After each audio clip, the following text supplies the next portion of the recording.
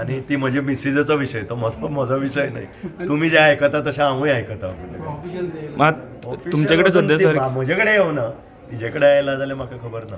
पण सर तुम्ही जेव्हा राजकारणाचं ह्या सगळ्या गोष्टी घडतात तुम्ही इच्छुक आहे sir?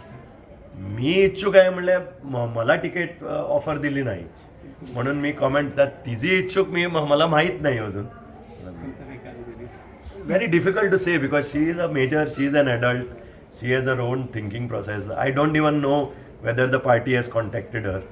So it is very difficult for me to comment. कारण तुम्ही जसं मी प्रेसमध्येच वाचतो की त्यांचं नाव आलं आहे असं म्हणून.